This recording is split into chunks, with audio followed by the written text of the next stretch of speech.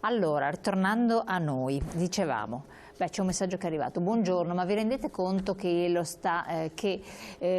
Stato di conseguenza, l'INPS, ha bisogno che la gente spenda soldi sull'azzardo di cui detiene il monopolio, poi se lo fanno i giovani e gli anziani a loro non gliene frega niente. L'importante è incamerare soldi per pagare i conti, tra cui le pensioni. Pensateci, ma è ovvio che c'è un giro di cassa interessante, cioè c'è una tassazione elevata, tant'è vero che altrimenti interverrebbero, ma lo si diceva anche fuori onda, questo è un dato politico e sociale.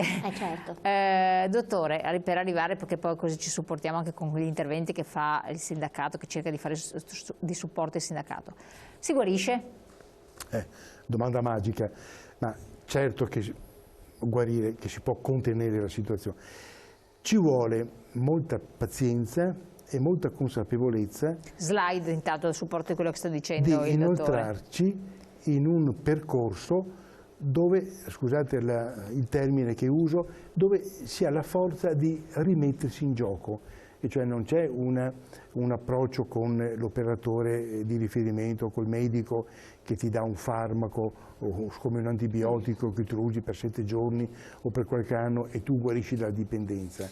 Devi avere la volontà, il bisogno, la necessità di avere anche questa sensibilità, di metterti a confronto e di parlare di te stesso, di mettere appunto in gioco. Ma ci devono essere strutture attrezzate. Ma certamente c'è il servizio pubblico, il SERD, che un tempo si chiamava SERT, Servizio Tossicodipendenze. Adesso non è si più. Si chiama Servizio Dipendenze, che affronta la dipendenza da droga, da alcol e da gioco. Quindi questo servizio, quello del pubblico, ogni ASL, ogni SERD, c'è questo tipo di... I familiari che ruolo hanno? Fondamentale.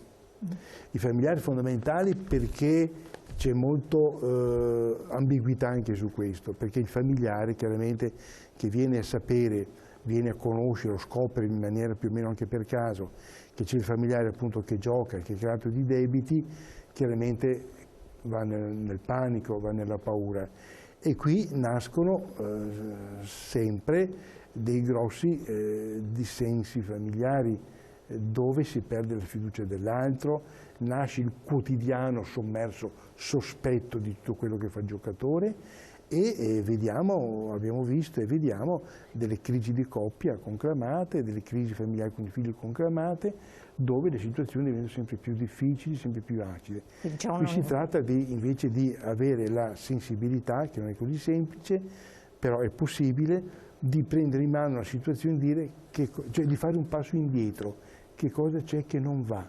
Perché di fronte a qualsiasi dipendenza, anche con dipendenza da gioco, avere questa sensibilità anche come familiare di dire un po' che cosa non funziona, che cosa ti ha portato. C'è un problema strutturato nella famiglia, nella coppia o nella persona che si sente sola? Senza dubbio. Quindi questo è un fattore fondamentale. Sindacato dello SPI, quindi voi oltre a fare un questionario, mettiamo la slide, l'ultima slide, per diffondere questo questionario che si trova anche nel sito, tra l'altro, che è anche molto interessante. Che cosa state facendo? Sì, no, noi adesso faremo anche formazione con la rete dei nostri collaboratori, e lo stesso farà Hauser, Federconsumatori, SILP, perché sappiano indirizzare le persone che magari casualmente li incontrano, capiscono, percepiscono che c'è un problema di questo tipo e sappiano dove indirizzare le persone, appunto. Senza indugio. Senza indugio, nel senso che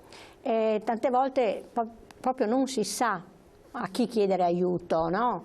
E i nostri sportelli molte volte diventano dei veri e propri sportelli sociali in cui la gente si rivolge per qualsiasi questione, per qualsiasi problematica. E senza quindi vergognarsene, insomma. No, non bisogna assolutamente vergognarsi. Allora i nostri avranno gli indirizzi, i numeri di telefono di tutti gli sportelli, SERD, no? Provinciali, anche più locali, proprio per mandare le persone, ma anche possono rivolgersi al comune, per esempio, no? Anche perché tutti sono, come dire, attivati su questa tematica che da una parte vede lo Stato in conflitto di interesse, no? Perché è un grosso introito per l'erario i proventi dal gioco. E però nel momento in cui appunto è stato introdotto come livello essenziale di assistenza il gioco d'azzardo patologico, c'è bisogno di far fronte a questo 1,5 milioni di giocatori, di persone che stanno male, che sono in difficoltà, che comunque hanno creato problemi nella rete familiare, e soprattutto quello che noi faremo nei confronti delle amministrazioni locali, dei comuni, ma anche delle associazioni di volontariato, eccetera, è quello di attivarsi per un invecchiamento attivo, perché appunto dopo la pensione la persona anziana non si senta un peso, non si senta solo, non si senta emarginato, no? Non si senta privo di valore, di dignità come quella che aveva e si sentiva quando era ancora attivo e lavorava. Perché si può fare tanto per la propria comunità, proprio perché gli anziani sono in aumento e i giovani sono in diminuzione. Il patto intergenerazionale deve essere sempre più forte, e una mano grossa la possono proprio dare gli anziani, in tanti campi, in tante situazioni, facendo anche del volontariato che aiuta altri anziani in difficoltà, ma che aiuta le famiglie in difficoltà e che aiuta tutti. Dottore, il darsi al volontariato può essere un fattore che allontana da questi rischi, da questi pericoli, quindi sentirsi utile, e quindi un po' di generosità, di disposizione d'animo può servire? Diventare partecipi, diventare protagonisti. Ritornare ad esserlo. Sì, in maniera chiaramente diversa, ma essere sempre, sentirsi sempre qualcuno, no? Il ruolo dei SERD, del servizio pubblico, è fondamentale, importante, no? Però ecco, per arrivare lì non è così semplice arrivare appunto ai SERD, no?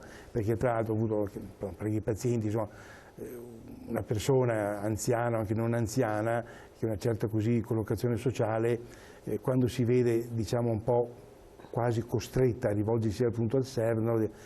Ho avuto parecchie testimonianze, non avrei mai pensato di essere ridotto a rivolgermi a questo servizio. Certo. Quindi bisogna trovare sistemi per evitare di il ruolo del questo. privato sociale, anche del sindacato e del solidarietà, sempre in armonia e in collegamento con il servizio pubblico, diventa fondamentale. Allora, dottor Felizati, grazie di essere stato qui con noi, grazie naturalmente a Rosanna Bettella, SPCGL, di affrontare questi temi. Soluzioni ci sono, bisogna attivarsi prontamente, non lasciare passare il tempo. Quando poi si pensa che qualcuno vicino a noi possa avere questo problema, come diceva il dottore, andare alla radice, c'è sempre qualcosa che smuove per risolverla bene, però poi rivolgersi ai centri specializzati è fondamentale. Grazie e buon proseguimento.